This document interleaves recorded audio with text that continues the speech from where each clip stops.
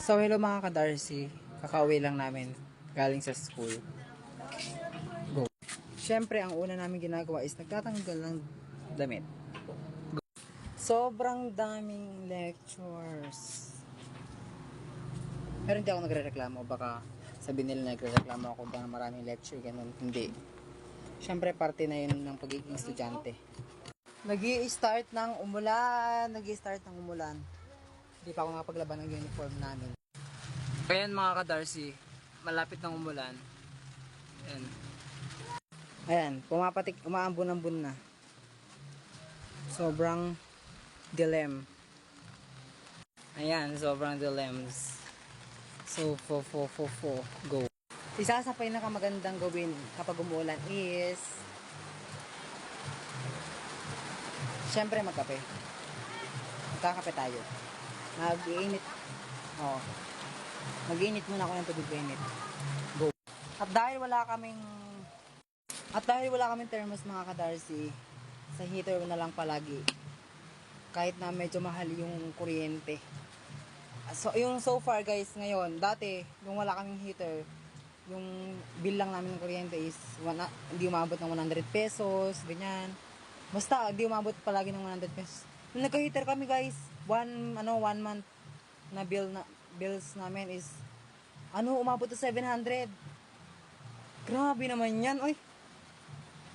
Ang ginagamit lang namin dito mostly, yung washing machine namin kasi once a month lang. Minsan nga hindi namin nagagamit ng isang buwan. Tapos yung ilaw namin dalawa lang. Tapos sa gabi lang binubuksan, syempre sa gabi lang tsaka sa umaga syempre pagkagising. Tapos electric pan namin dadalawa lang. Tapos minsan lang magamit. Pag natutulog ka, tsaka pag tanghaling matutulog ka or kumakain ganon. Pag Sabado at Linggo, kumbaga buong araw nakabukas ng electric fan. Tapos grabe naman 700. Wala kami TV guys. May TV kami kaso hindi namin nagagamit. Flat screen siya kasi hindi namin siya nagagamit. Tapos ito, yun lang. Wala na kaming iba. Tapos yung charger, siyempre, mababa lang yung ng charging. Tapos, grabe yung kinataas ng namin. Grabe yung kinataas ng bill namin. Naging 700. Grabe. Sobrang ilaw. Sobrang pawis. Kahit umulan, pinagpapawisan ang taong ko. Yan. So, hindi ko expect na aabot yung bill namin ng 700 month. Nung nasa 500 last bill. Tapos ngayon, 700. Grabe naman. Oy! Tumataas. Dinigan pa namin yung may mga rep tsaka aircon. Grabe naman. Yan, kahit na umulan, sobrang pawis pa rin. Grabe naman. Oy! Yan, so nag-start ng umuulan. Medyo lumalakas-lakas ka. Pero ngayong araw mga ka-Darcy is tumanim si mama kaya wala siya dito sa bahay. Tapos yung isang kapatid, masakit yung ipin kaya hindi nakapasok sa eskwelahan. Tapos kaming magkakapatid ay pumasok kami. So, very thankful naman na nakapaglinis yung kapatid ko sa bahay namin, nakapagbukas ng plato kahit na may sakit siya. Sobrang pangawis oh. Grabe naman yung init na to. Kanina hindi umuulan, di ako pinagpapawisan. Ngayong umuulan, pinagpapawisan ako. Grabe naman, oy! Tignan po sa namin, Ming. Hi! Ow! Ayan pa isa. Sayang pa isa. Bell. Dito sa amin guys, di na kami nag-aalaga ng aso kasi trauma na last nung nag-alaga kami ng aso kasi naging yung asong wala sa tamang pag-iisip. Alam ko naman na alam niyo na yun, hindi bawal kasi magsalita ng ibang words dito kasi baka maban ako. Basta asong wala sa sarili. Ganon, kumakagat ng kapwa niya, hayop. Tapos kumakagat siya ng tao. Mostly, kahit na kami may-ari, muntik na kami makagat kaya hindi na kami nag-aalaga ng aso ngayon. Totally pusa na lang. Yan.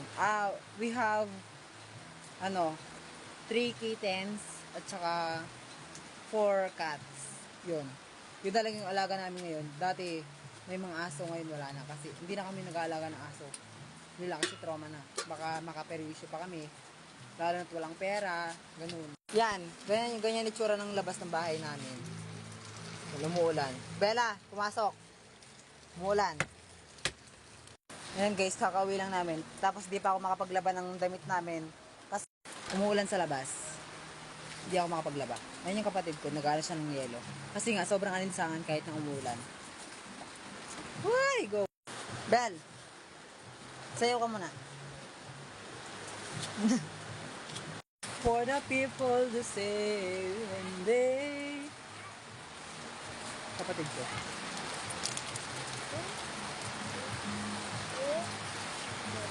Yan yung kapatid ko. Yung kambal. May kambal ako, diba guys? Ayan, sige, tumutulo na sa loob ng bahay. Gusto nyo ba makita? Sige. Yan, tumutulo sa loob ng bahay.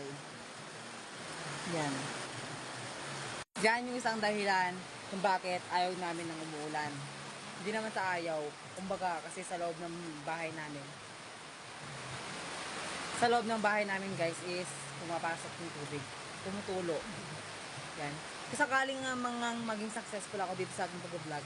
Kaya ang una kong bibilihin is yero. Papaayos kagad yung bahay. Kapag sakaling naging successful ako dito sa aking pag-vlog. Yero kaagad, saka mga kagamitan. Mga hollow blocks, ganun. Kapag naging successful na vlogger ako, una kong papaayos tong bahay namin. Sige yung kapatid ko. Di na natigil. Go. Ayan yung kapatid ko may sakit. Natutulog. Natutulog yung may sakit kong kapatid. Yan. Kaya yun, sana maging successful vlogger. Para una kong gagawin is papaayos itong bahay. Go. Yan, tumutulo na lahat.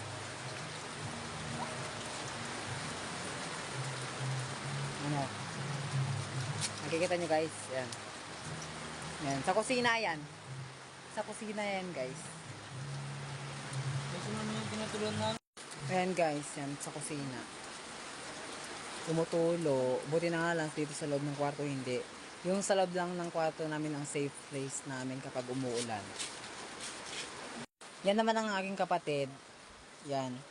Marami kami lecture ngayon kaya pag uwi ng bahay kahit umuulan, ayan, magle-lecture. Wala nga siyang cellphone mga ka-Darcy. Yan. Naghihiram lang siya. Naghihiram lang siya sa mama ko. Di ba yung lecture mo? Ayan guys, kapag gawin niya, kapag may assignment kami, ganun, umiram lang siya ng cellphone kay mama kasi yung cellphone niya mga ka-Darcy is nasira na. Kaya, kunwari pag sa school, di ba hindi naman kami magkatabi ng upuan.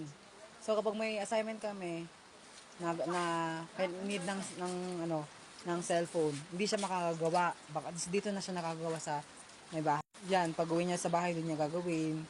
Yan. Kagaya ngayon, magle-lecture siya, hiramin yung cellphone ni mama ko. Tapos yun nga, minsan, grabe na nabubulo. Minsan, kapag walang load naman si mama, go! Nagbibinata! Go!